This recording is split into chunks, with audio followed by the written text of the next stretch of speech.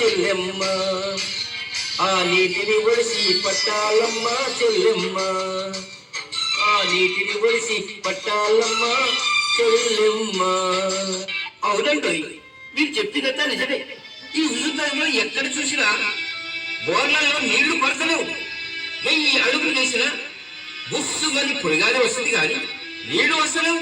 మా ఇంట్లో బోరు ఎండిపోయి 3 నెలలు అయింది. అవునండి, మీకు బోరు బాధ, నాకు ఇక్కడ నీళ్ళ ట్యాంకర్ల బాధ. పొద్దున్నే లేస్తే చాలు ట్యాంకర్ ఎప్పుడొస్తుందా అని రోడ్డు మీద ఎదురు చూపులు. ఒక్కో ట్యాంకర్కు 1000కు మైలు తగలేస్తున్నాం. వచ్చే వర్షాకాలంలోనైనా వర్షాలు పడతాయో లేదో, మన బ్రతుకులు మారుతాయో లేదో.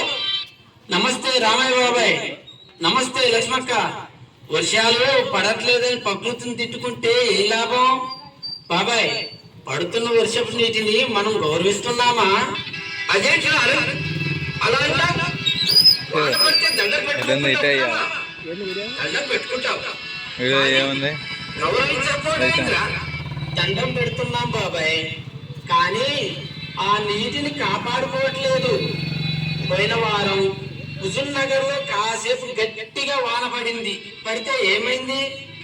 ఇంటి కప్పుల మీద పడే నీళ్లు డ్రైనేజీలోకి పోయి మురికి నీళ్ళు అయ్యాయి, రోడ్లన్నీ చెరువులు అయ్యాయి. కానీ మన భూమిలోకి ఒక్క చుక్క నీరైనా ఇంకిందా?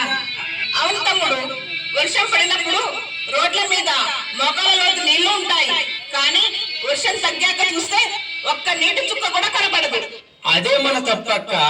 వాన నీరు రోడ్డు మీద పారే డ్రైనేజీలు కలవడం వల్ల భూగర్భ జలాలు పెరగవు. మన హుజూర్ నగర్ చుట్టుపక్కల చెరువులు బావులు ఎండిపోవడానికి కారణం మన వర్షపు నీటిని భూమిలోకి పంపించకపోవడమే.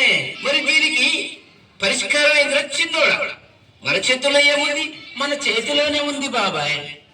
అదే వర్షపు నీటి సంరక్షణ. దీనిని ఇంకుడు గుంతలు అంటారు. అంటే ఏంటి తమ్ముడు? దానికి చాలా ఖర్చు అవుతుందా? మాలాంటి వాళ్ళు ఇంకుడు గుంతలు తీసుకోగలమా? చాలా సులభం అక్క, ఖర్చు కూడా చాలా తక్కువే. మన ఇంటి మీద పడే వర్షపు నీటిని పంపుల ద్వారా ఒక చిన్న ఫిల్టర్ బెడ్ అనుసంధానం చేయాలి. ఆ నీటిని మన ఇంట్లో ఉండే పాత బావిలోను లేదా అండర్ గ్రౌండ్ ట్యాంకులోను నిల్వ చేసుకోవచ్చు. ఆ నీటిని వాడుకోవచ్చు కూడా. మన ఇంటి ఆవరణలో 6 అడుగుల గుంత తీసి అందులో ఇటుక ముక్కలు, ఇసుక, బొగ్గు వేసి ఉంచాలి. మన ఇంటి మీద నీటిని ఆ గుంతలోకి వదిలితే ఆ నీరంతా భూమి లోపల పొరల్లోకి ఇంకిపోతుంది. నీటి వనరులు పెరిగిపోతాయి. ఇంటి ఇంటికి ఇంకుడు గుంత ఉంటే తీరును నీటి చింత. ఇంటి ఇంటికి ఇంకుడు గుంత ఉంటే తీరును నీటి చింత. ఇంటి మీద పడవాను నీరు మురికి కాలువలో పడకుండా చూడు.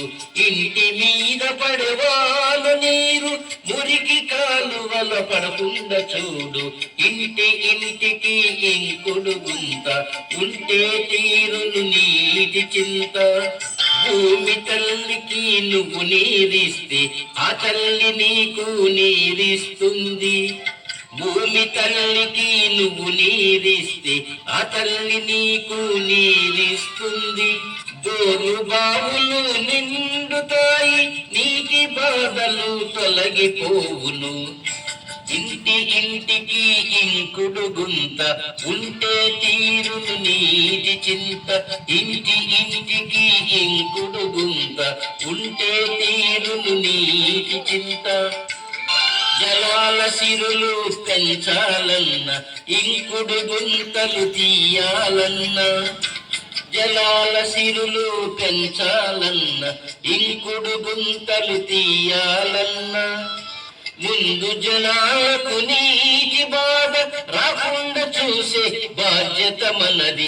ముందు జనాలకు నీటి బాధ రాకుండా చూసే బాధ్యత మనది. ఇంటి ఇంటికి ఇంకుడు గుంత ఉంటే తీరును నీటి చింత. ఇంటి ఇంటికి ఇంకుడు గుంత ఉంటే తీరును నీటి చింత. అవును సార్, భలేగా చెప్పారు.